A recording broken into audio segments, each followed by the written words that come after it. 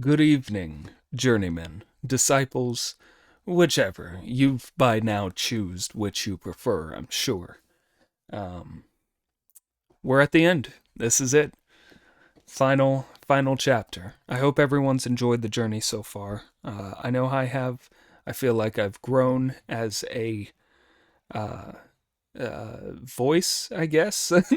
I don't really quantify myself as a YouTuber yet, or a voice actor for that matter. I did sign up for like a voice actor help thing, but I haven't been doing it because I've been too busy recording this.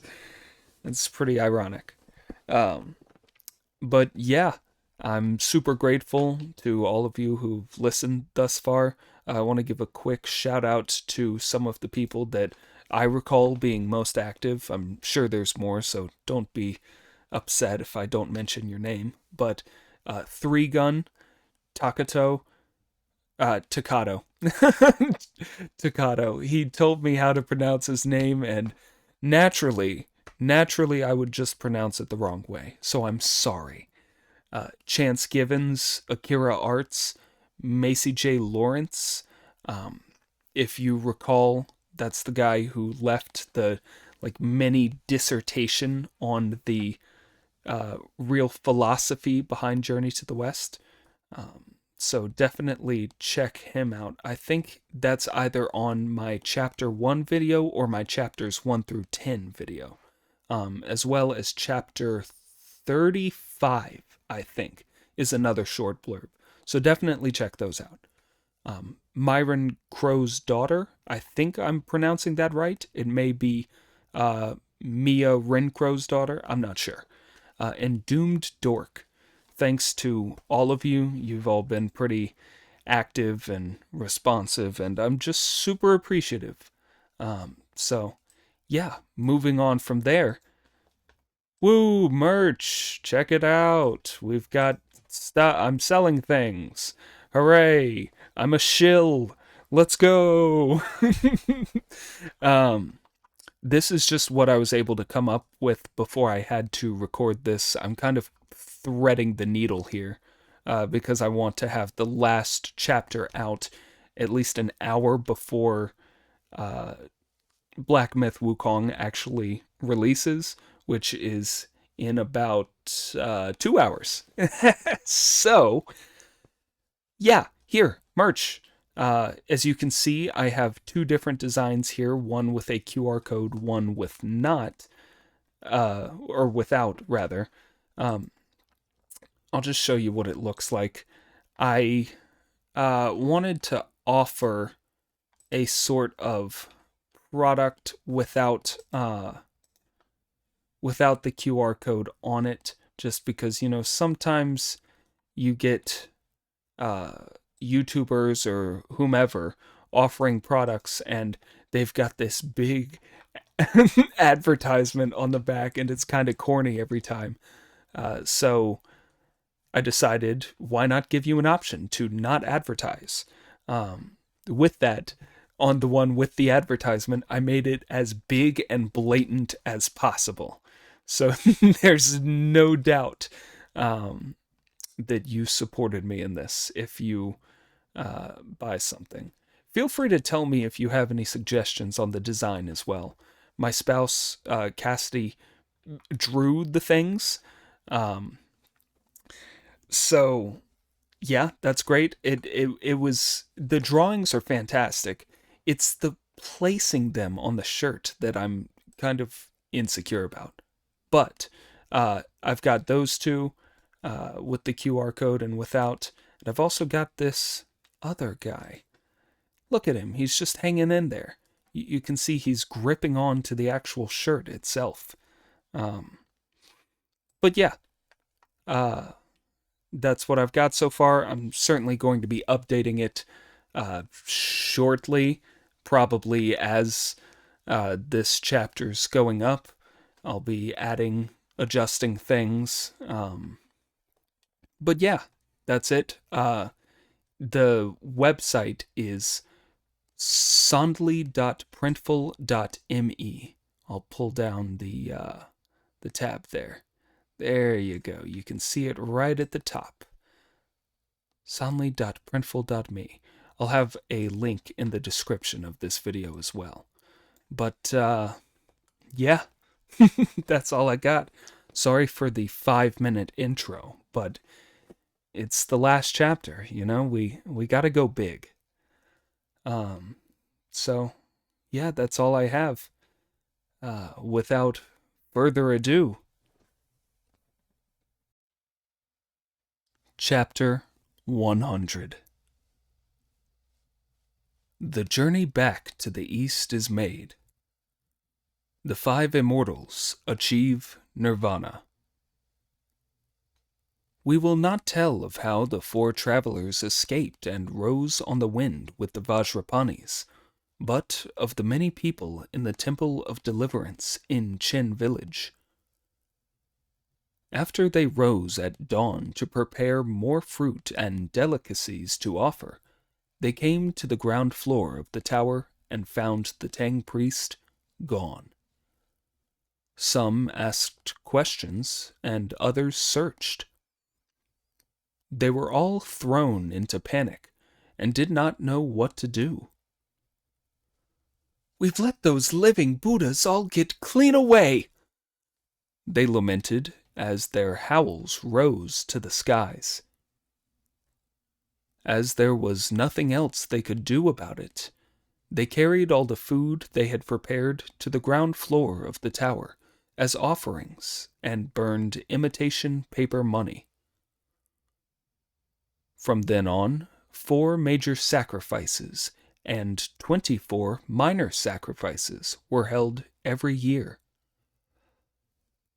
In addition, people praying for cures or safety, seeking marriages, making vows, and seeking wealth or sons came at every hour of every day to burn incense and make offerings. Indeed, incense smoked in the golden burner for 1,000 years. The light burned in the lamps of jade through eternity.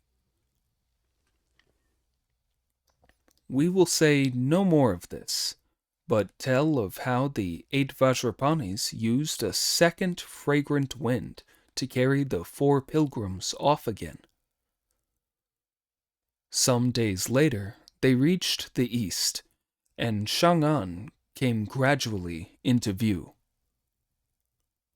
Now, after seeing the Tang priest off from the city on the 12th day of the 9th month in the 13th year of Then Guan, the Emperor Taizong had in the 16th year sent officials of his Department of Works to build a Watching for the Scriptures tower outside the city of Chang'an to receive the Scriptures. Here, Taizong went in person every year. It so happened that on the very day the emperor went to the tower, the western sky was filled with auspicious light and gusts of scented wind. "Holy monk," the Vajrapani said, stopping in mid-air, "this is the city of Chang'an. We cannot come down as the people here are too clever. We are afraid that they might give away what we look like. The great sage monkey and the other 2 gentlemen cannot go there either. You must go there yourself to hand the Scriptures to your monarch, then come back here. We will be waiting for you up in the clouds, ready to go to report back on your mission." "Although what you respected gentlemen say is right," replied the great sage, "how could my master possibly shoulder the pole for carrying the Scriptures? And how could he lead his horse? We'll have to take him there. May I trouble you to wait a moment up in the air? We wouldn't dare keep you waiting." "The other day the Bodhisattva Guan Yin informed the Tathagata," the Vajrapanis replied, that the return journey would take only 8 days, so as to make up the number of rolls of scriptures in the Tripitaka. We have already spent over 4 days, and we are worried that Pig will be so greedy for blessings and honors that he will make us overrun the time limit. The master's a Buddha now, Pig replied with a smile. and I want to become one too. So why should I want to be greedy? Cheeky great fools! Wait here while we hand the scriptures over. Then we'll come back to return with you. The idiot then shouldered a pole, while Friar Sand held the horse, and Brother Monkey led the holy monk as they brought their cloud down to land beside the watching for the scriptures tower. When Taizong and his officials all saw this, they came down to greet the travelers with the words, "You are back, Imperial Younger Brother." The Tang priest fell to the ground in a kowtow, only to be helped back to his feet by Taizong, who asked, "Who are these 3? "They are disciples I took along the way," Sanzong replied. Taizong was delighted. "Harness the horses to our imperial carriage," he ordered his aides, "and invite the imperial younger brother to mount his steed and return to the palace with us." The Tang priest thanked him and mounted his horse. The great sage followed closely behind, whirling his golden cudgel.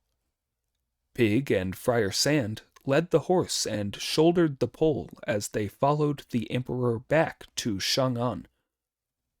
Indeed, in that year of peace and rising prosperity, civil and military officials are calm and magnificent. At a land and water mass, the clergy displayed the Dharma. The monarch commands his ministers in the throne hall of the palace. A passport was given to Tan Sangzang. The primal cause of the scriptures has been matched to the 5 elements. Through painful tempering, all monsters have been destroyed. Now he returns in triumph to the capital. The Tang priest and his 3 disciples followed the imperial carriage back to the palace. Everybody in the capital knew that the pilgrim who had gone to fetch the scriptures had now returned. When the monks, young and old, of the Hongfu Monastery in Chang'an, where the Tang priest used to live, saw that the tops of a number of pine trees were all leaning towards the east, they exclaimed in astonishment, "Odd! Very odd! There's been no wind today, so why are the tops of these trees all bent?" "Fetch our vestments at once," said one of them, who was a former disciple of Sanzang. "The master who went to fetch the scriptures is back." "How do you know?" the other monks all asked. "When the master left many years ago," the former disciple replied, "he said that when the branches and tops of the pines turned east 3, 4, 6, or 7 years after he had gone, he would be back. My master speaks with the holy voice of a Buddha. That is how I know." They quickly put on their habits and went out. By the time they reached the western street, messengers had arrived to say, "The pilgrim who went for the scriptures has just returned, and His Majesty is bringing him into the city."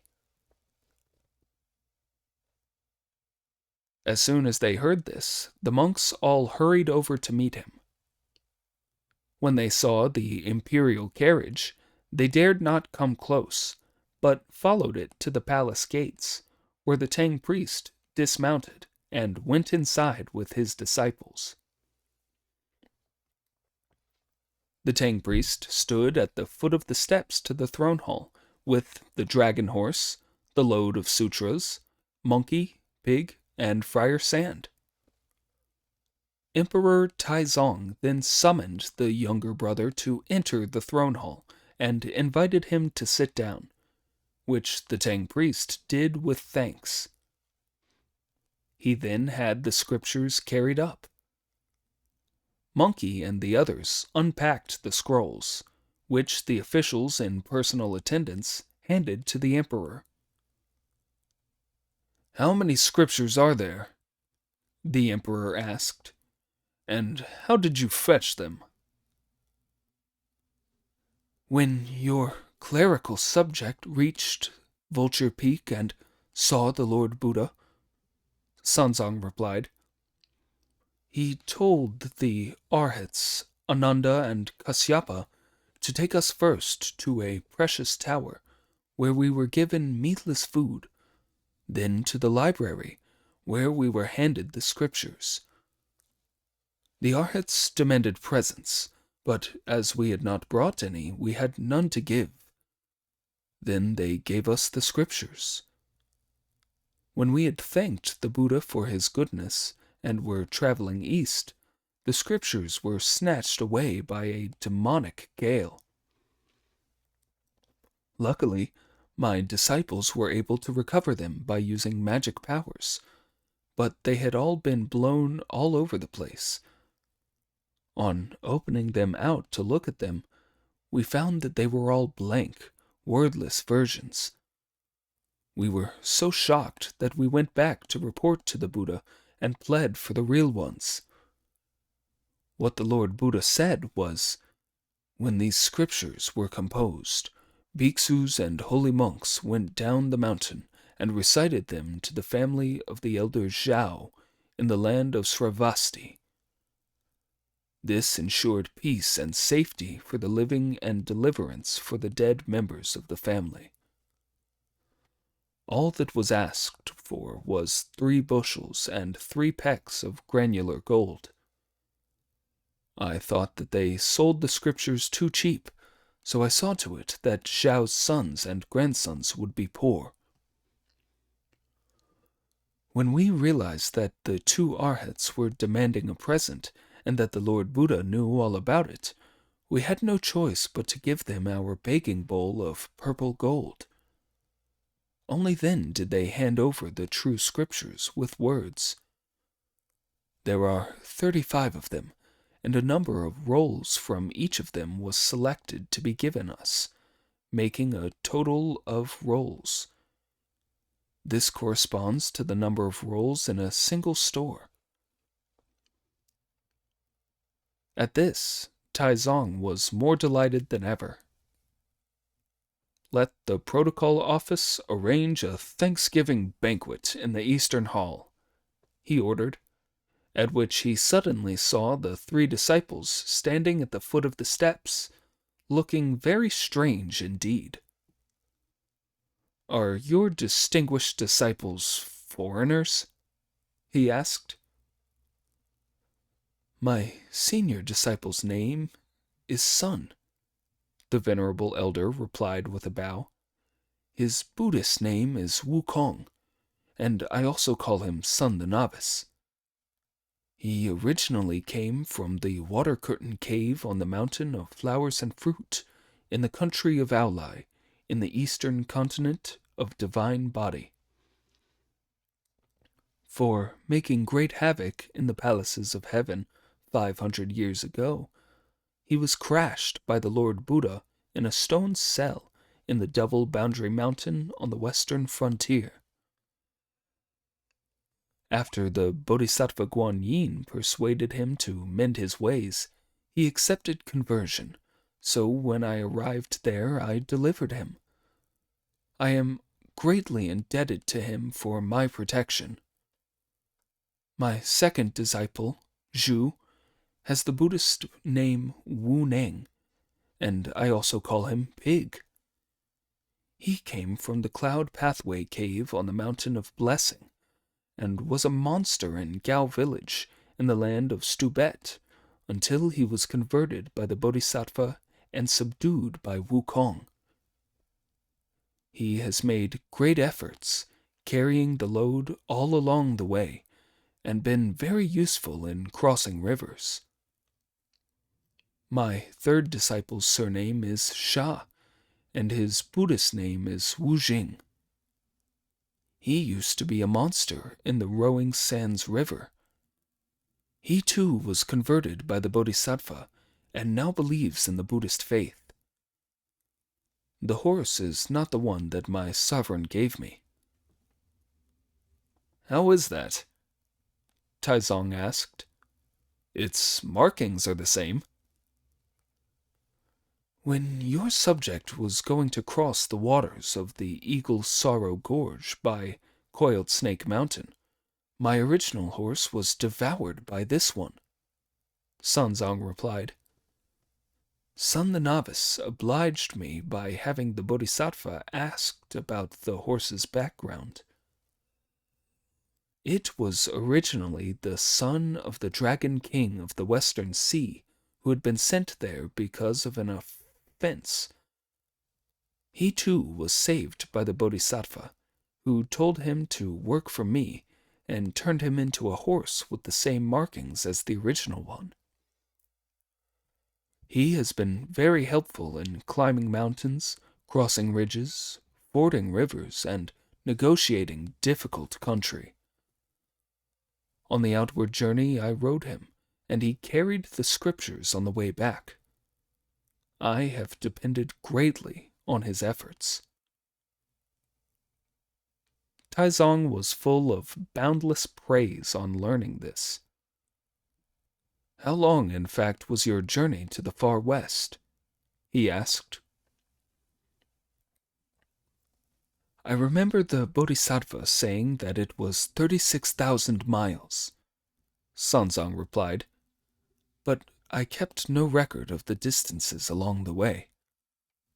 All I know is that we experienced 14 winters and summers. Every day there was a mountain or a ridge. The woods were big and the rivers wide. I also met several kings who inspected and stamped my passport. Disciples, he ordered, fetch the passport and hand it to His Majesty. When Taizong examined it, he saw that it had been issued on the 12th day of the 9th month of the 13th year of Zhenguan. You did indeed make a long and protracted journey, he observed with a touch of a smile.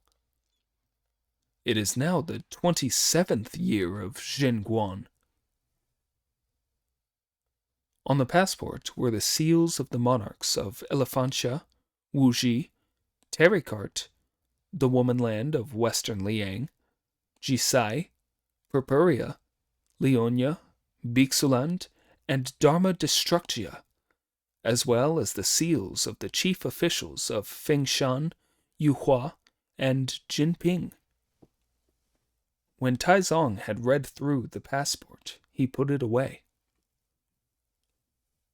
Soon the officials and personal attendants on the emperor came to invite them to go to the banquet, whereupon Taizong led Sanzong by the hand out of the throne hall, asking, Do your distinguished disciples know how to behave themselves? My disciples were all demons from mountain villages and from the wilderness, Sanzong replied. So they do not understand the etiquette of the sacred court of China. I beg you to forgive them for any offenses, Your Majesty. We won't blame them, Taizong said with a smile. We won't blame them. They are invited to come with us to the banquet in the Eastern Pavilion. Thanking him once again, Sanzang called his 3 disciples, and they all went to the eastern pavilion to look. This was indeed the great land of China, no ordinary place. Just look. Colored silks hung from the gates. Red carpets were spread on the floor. Heavy, rare fragrances, fresh and exotic foods. Amber cups, glazed dishes, set with gold and nephrite. Plates of yellow gold, white jade bowls, inlaid with patterns. Tender braised turnips, sugar-dredged taros, wonderful sweet mushrooms, fine fresh seaweed, several servings of bamboo shoots with ginger, a number of rounds of mallows with honey, wheat gluten with leaves of the tree of heaven, tree fungus and thin strips of bean curd, agar and aster, noodles with ferns and dried rose petals, peppers stewed with radish, melon shredded with mustard. The dishes of vegetables were fine enough, but the rare and wonderful fruit was outstanding. Walnuts and persimmon cakes, longans and lychees, chestnuts from Zhuangzhou and Shandong jujubes, ginkgo fruit from south of the Yangtze, and harehead pears, hazelnuts, pine nuts, and lotus seeds, all as big as grapes, torreya nuts and melon seeds the size of water chestnuts, olives and wild apples, pippins and crabs, lotus root and arrowhead, crisp plums and baby fanes. Nothing was missing. All was complete.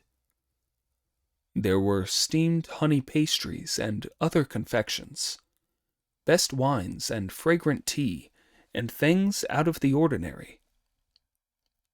Words could not describe the countless delicacies.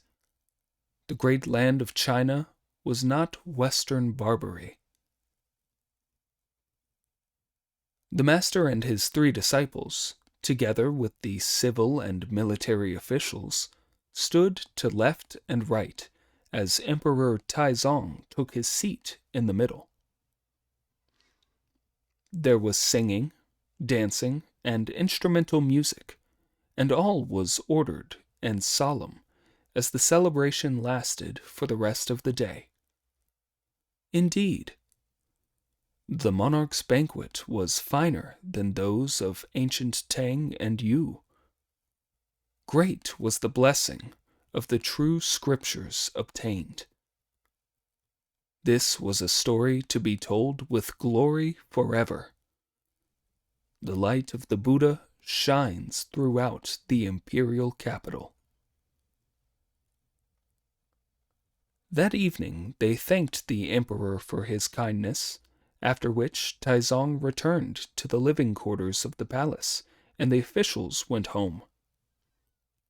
The Tang priest went back with his followers to the Hongfu monastery, where the monks welcomed him with kowtows. No sooner had he gone in through the gates than the monks reported, "Master, these treetops all suddenly leaned east this morning. As we remembered what you had said, we went out of the city to meet you, and you had indeed come." Overcome with delight, the venerable elder then entered the abbot's lodgings.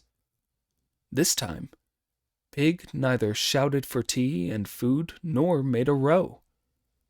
Brother Monkey and Friar Sand also both behaved well. As the achievement was now complete, they were naturally peaceful. At nightfall, they went to bed. Early the next morning, Taizong announced to his officials at his dawn audience. When we thought of the most profound and great achievement of our younger brother that we have no way of rewarding, we were unable to sleep all night. We managed to draft a few colloquial sentences with which to express our thanks, but could not write them out. Officials of the Secretariat, he ordered, write them all down while we recite them to you. This is the text he dictated. It is known that heaven and earth have their forms as a demonstration of how they provide the cover and support in which life is contained, whereas the four seasons are invisible, hiding the cold and heat with which they transform all creatures. Thus it is that by examining heaven and looking at the earth, even the stupid can know about their origins, but few are the wise who can exhaust the numbers of the negative and the positive.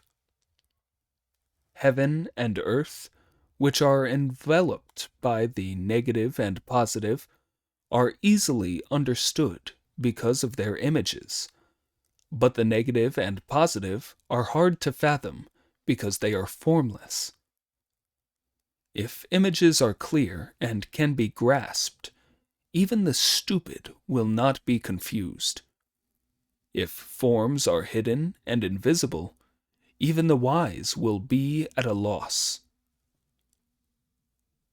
The way of the Buddha honors emptiness, rides on the mystery, and controls silence, yet saves all beings and dominates all regions. When it raises up the numinous, there is nothing higher. When it represses its own divine strength, there is nothing lower. When it is big, it extends throughout the cosmos. When tiny, it can be contained in a fraction of an inch. It does not die, and it is not born. It endures 1,000 eons and is eternal. Half hidden and half manifest, it controls all blessings and makes them exist forever. Mysterious is the wonderful way. None of those who follow it know its limits. Silent is the flow of the Dharma. Of those who grasp it, none finds its source. So how can mortal fools in their stupidity follow it without doubts or delusion? The great teaching arose in the West.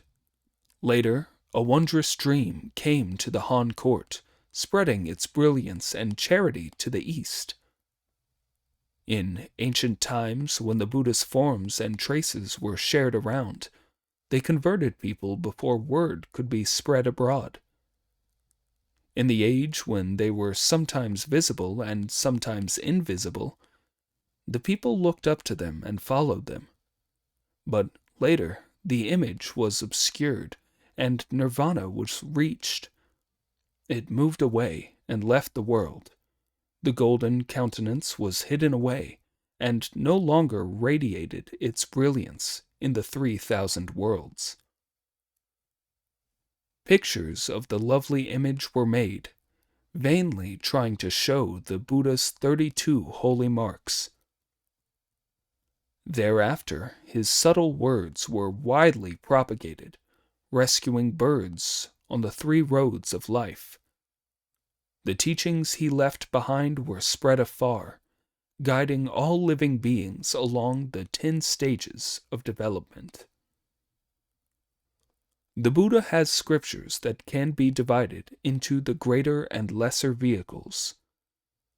There is also magic, the art of spreading mistakes and making right into wrong. Now, our priest, Xuanzang, the master of the law, is the leader of the Dharma faith.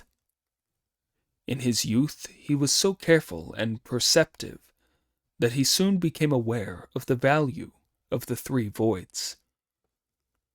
As he grew up, the clarity of his spirit embraced the four kinds of patience in his conduct. Not even a pine tree in the wind or the moon reflected in the water could be compared with his purity. Immortal's dew and bright pearls are no match for his lustrous splendor. His wisdom encompasses all without encumbrance.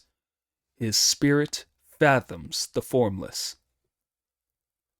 Rising far above the six impurities, he extends his fragrance through 1,000 ages. When he concentrated his mind on the inner sphere, he grieved at the torments suffered by the true Dharma. When he settled his thoughts on the gate of mystery, he was distressed by the distortion of the profound writings. He longed to put them back into order so that the teachings of the past could be propagated again, and to root out apocryphal texts, enabling the true ones to stay in circulation so as to open the way for later scholars. That is why he lifted up his heart towards the Pure Land and made a Dharma journey to the west, braving the dangers of distant lands as he walked alone, trusting to his staff. When the snow whirled around at dawn, the land would disappear in a moment, and when the dust started to fly at evening, the sky was blotted out.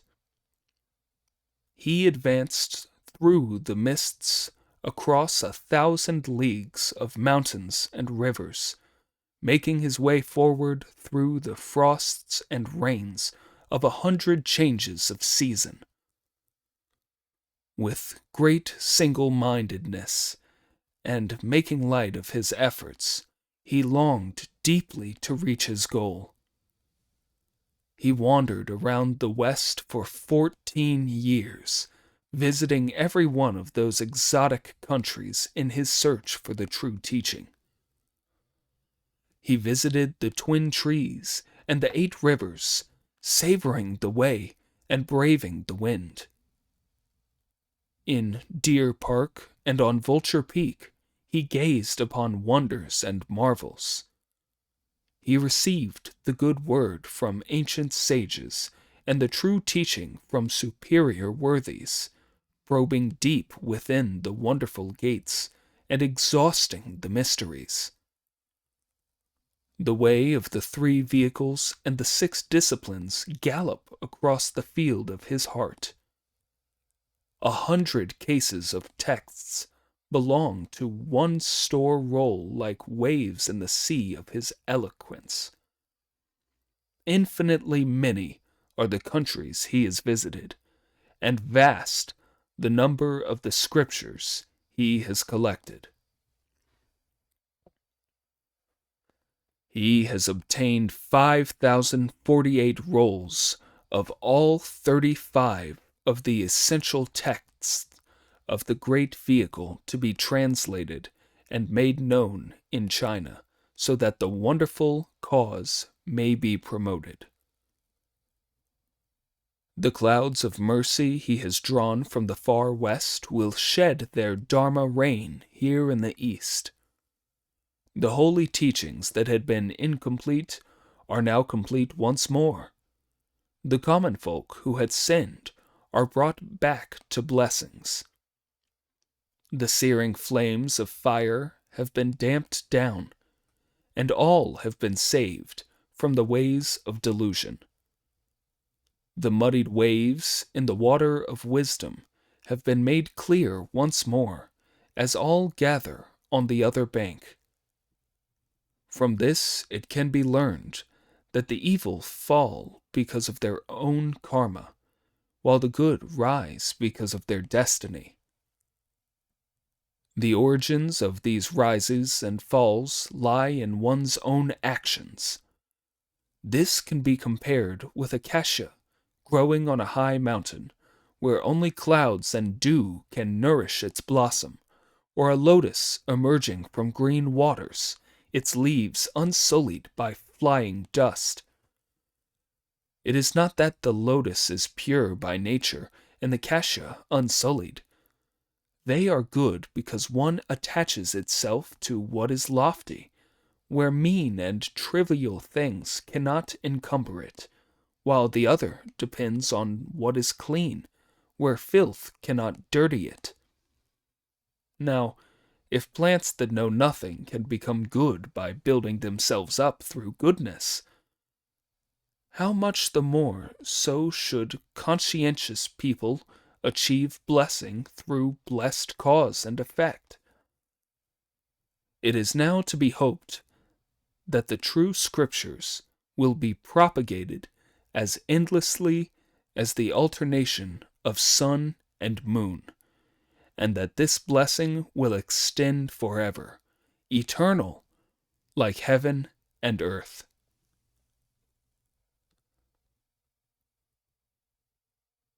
As soon as this had been written out, the holy monk, who was waiting outside the palace gates to express his thanks, was summoned. The moment he heard the summons, Sunzong hurried and performed the ritual of Kataos. Taizong then invited him into the throne room and handed him the document. Sunzong read it through, prostrated himself once more in thanks, and submitted this memorial. Your Majesty's writing is both lofty and in the ancient style.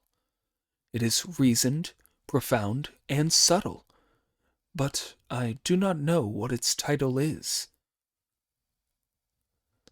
What we drafted orally last night, Taizong replied, we would call a preface to the holy teaching. Would that be acceptable? The venerable elder kowtowed and expressed his thanks at great length. Taizong then said, our talent makes us ashamed by comparison with what is recorded on jade tablets. Our words are not worthy of what is inscribed on metal or stone. As for the inner scriptures, we are even more ignorant of them. The text we drafted orally is truly a base and clumsy composition that sullies golden tablets with brush and ink, and is like placing pebbles in a forest of pearls. When we reflect on it, we are filled with embarrassment. It is most unworthy of merit. We have put you to the trouble of thanking us for nothing. The officials all expressed their congratulations and kowtowed before the imperial text on the holy teaching, which was going to be published everywhere in the capital and the provinces. Would you be willing to recite some of the true scriptures for us, younger brother? Taizong asked. Your Majesty, Sunzong replied, if true scriptures are to be recited, it must be done in the Buddha's ground. A throne hall is no place for the recital of scriptures. Taizong was most pleased to accept this. Which is the purest monastery in the city of Chang'an? He asked his officers and attendants, at which the academician Xiao Yu slipped forward from his rank to memorialize. The monastery of the Wild Goose Stupa in the city is purest of them all. Taizong then ordered his officials, each of you is reverently to bring a few rolls of the true scriptures and accompany us to the monastery of the Wild Goose Stupa, where we shall invite our younger brother to preach on the scriptures. The officials, all carrying some rolls of the scriptures, went with Taizong to the monastery, where a high platform was erected, and everything was neatly set out. Pig, Friar Sand, the venerable elder commanded, bring the dragon horse with you and put the luggage in order. Monkey will stay beside me.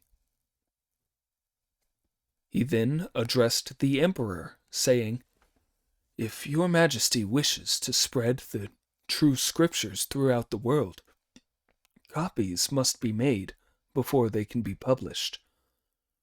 The original texts must be stored as great treasures. They may not be shown any disrespect or be defiled. Younger brother, replied Taizong with a smile, what you say is very correct, very correct.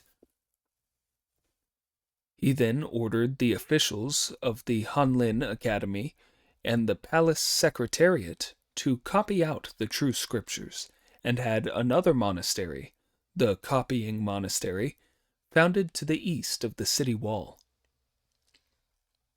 The venerable elder mounted the platform with several scriptures in his hands.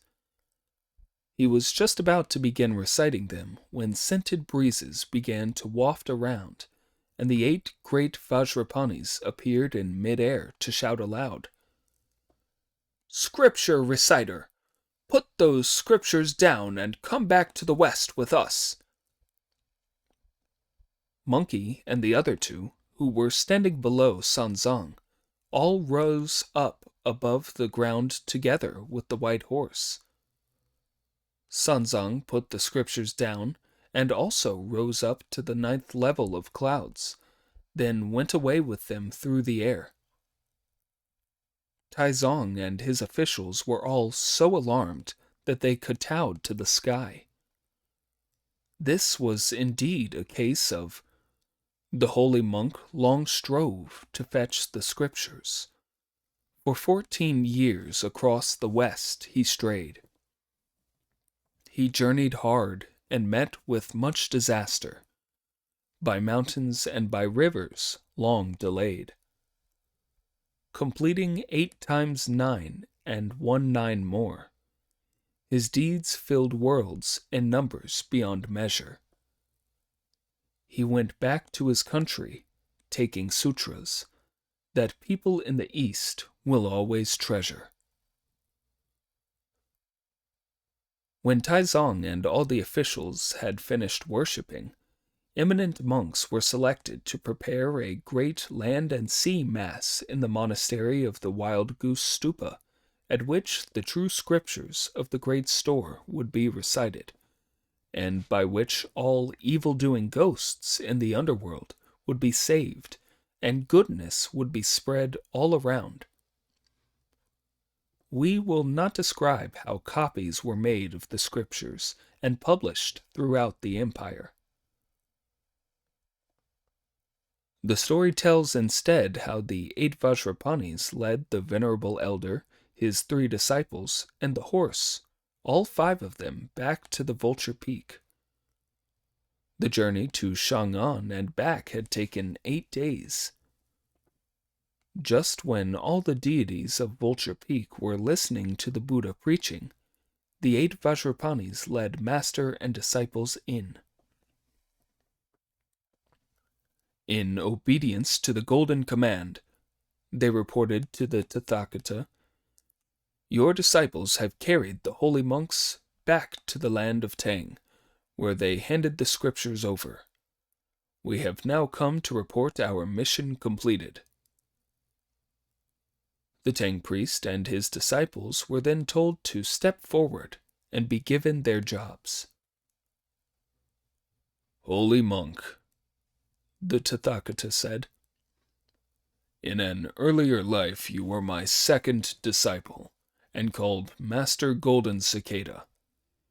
But because you would not listen to my sermon on the Dharma, and had no respect for my great teaching, I demoted your soul to be reborn in the East.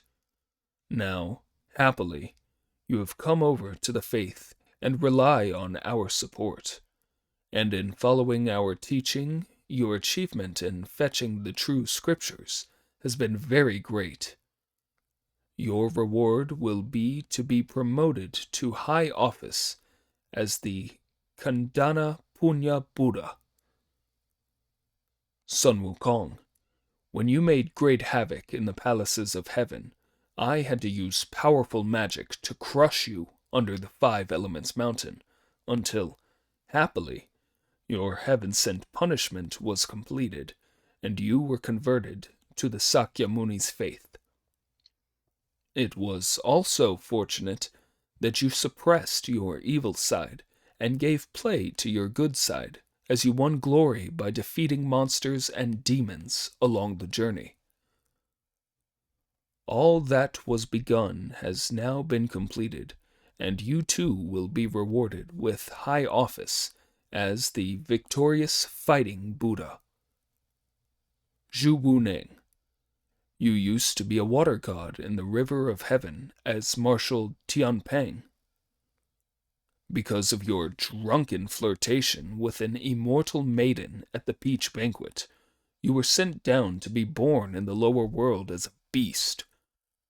From your love of the human body, you sinned in the Cloud Pathway Cave on the Mount of Blessing before your conversion to the Great Faith and entry into our Buddhist sect. You guarded the holy monk on his journey, but your heart is still unregenerate, and you are not yet purged of your lust. But as you won merit by carrying the luggage, you will be rewarded with promotion as the altar cleanser. They've both been made Buddhas, Pig shouted. So why am I only the altar cleanser? Because you have a voracious appetite, a lazy body, and a huge belly, the Tathagata replied. Now, very many people in the world's 4 continents believe in our teachings. I will ask you to clean up the altars after all Buddhist services. Your post is of a rank that provides plenty to eat. What is wrong with that? Sha Wujing, you used to be the curtain-lifting general until you were banished to the lower world for smashing a crystal bowl at a peach banquet. You fell into the river of flowing sands, where you sinned by killing and eating people, until, thank goodness, you were converted to our teaching, sincerely relied on our support, and won merit by protecting the holy monk and leading the horse up the mountain. Your reward will be elevation to high office as the Golden Arhat. Then he said to the white horse, You were originally the son of Guangjin, the Dragon King of the Western Ocean. Because you disobeyed your father, you were punished for being unfilial until you too were converted to the Dharma and to our faith. Every day you carried the holy monk to the west, and after that you carried the holy scriptures back to the east. For these achievements, you will be rewarded by being made a heavenly dragon of the 8 classes of being. The venerable elder and his 3 disciples all kowtowed to express their thanks, and the horse showed its gratitude too. A protector was then ordered to take the horse straight down to the dragon-transforming pool by the precipice at the back of Vulture Peak and push him into the pool. At once the horse stretched itself out, shed all its hair, and acquired horns. Golden scales grew all over its body, and a silver beard sprouted on its cheeks and chin. Then, shining all over with auspicious aura, and with clouds of good omen in every claw, it flew up from the dragon-transforming pool to coil itself around the heaven-supporting winged column. All the Buddhas expressed their admiration for the Tathagata's great magic, Master, Monkey said to the Tang priest, now that I've become a Buddha just like you, surely I don't have to go on wearing this golden band. Do you plan to say any more band tightening spells to tighten it round my head? Say a band loosening spell as quickly as you can. Take it off and smash it to smithereens. Don't let that bodhisattva or whatever she is make my life miserable for anyone else with it. It was because you were so uncontrollable in those days that this magic was needed to keep you in order, Sanzang replied. Now that you are a Buddha, it can of course go. There is no reason for it to stay on your head any longer. Feel there now. When Monkey raised his hands to feel, he found that it had indeed gone. The Khandana Punya Buddha, the victorious fighting Buddha, the altar cleanser, and the golden arhat had all completed the true achievement and reached their proper places. The heavenly dragon horse had also come back to its true self. There is a poem to prove this that goes, all of reality turns to dust. When the four appearances combine, the body is renewed. The substance of the five elements is all void. Forget about the passing fame of fiends. With Khandana Punya comes the great awakening. When duties are completed, they escape from suffering. Great is the blessing of scriptures spread abroad. Within the only gate, 5 sages dwell on high.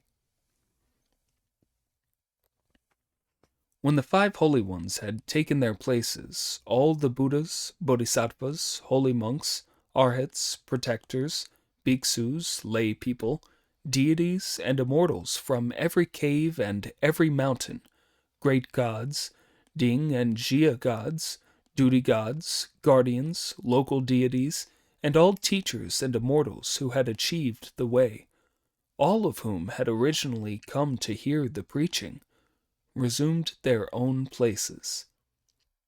Just look at it. The colored mists surround the vulture peak.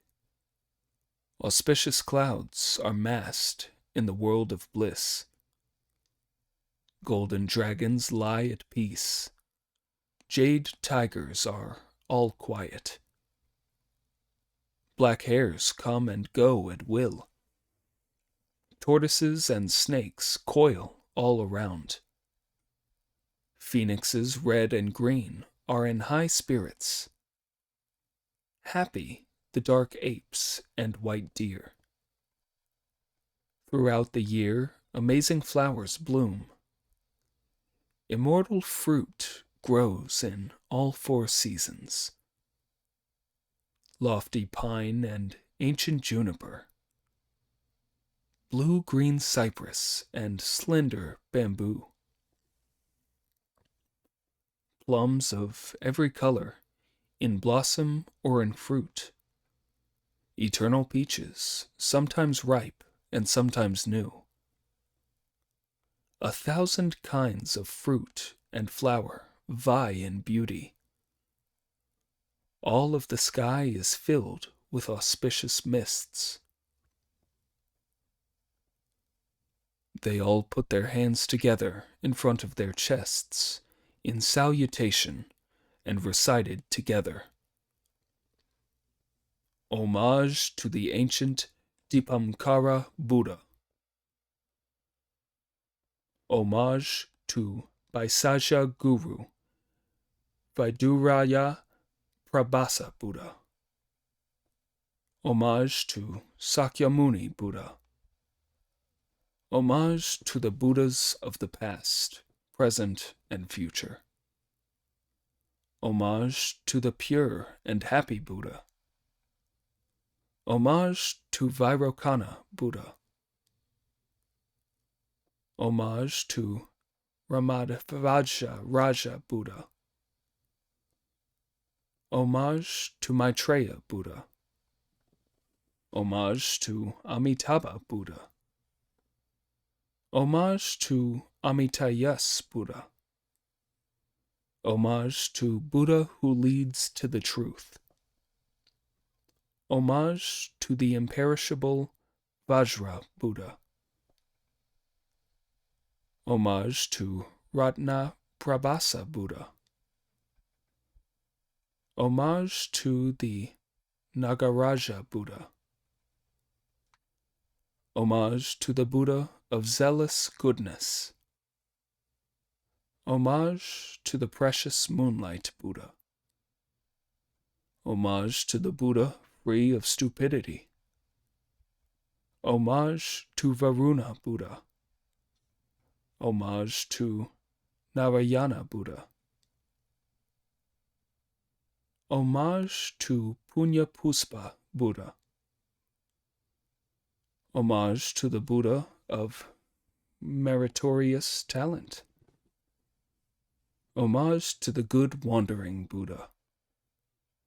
Homage to the illustrious Kandana Punya Buddha.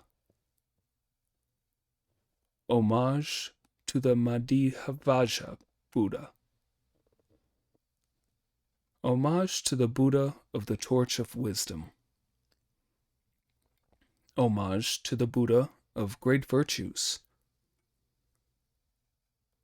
Homage to the brilliant Buddha of great compassion. Homage to the Maitribala Raja Buddha. Homage to the wise and good leader Buddha. Homage to the Vyuharaja Buddha. Homage to the Buddha of golden splendor. Homage to the Buddha of brilliant talent. Homage to the Buddha of wisdom. Homage to the Buddha of the world's calm light. Homage to the sunlight and moonlight Buddha. Homage to the sunlight and moonlight pearl Buddha. Homage to the supreme Buddha King of the banner of wisdom. Homage to the Sugosa Buddha. Homage to the Buddha of the banner of unceasing radiance. Homage to the Buddha of the world-watching lamp. Homage to the supreme Dana King Buddha. Homage to the Buddha of Sumeru light. Homage to the Buddha Prajnabala King. Homage to the brilliant Buddha of the Golden Sea. Homage to the Buddha of universal light. Homage to the Buddha of illustrious talent. Homage to the Kandana Punya achievement Buddha. Homage to the victorious fighting Buddha. Homage to the Bodhisattva Guan Yin. Homage to the Bodhisattva Mahastama.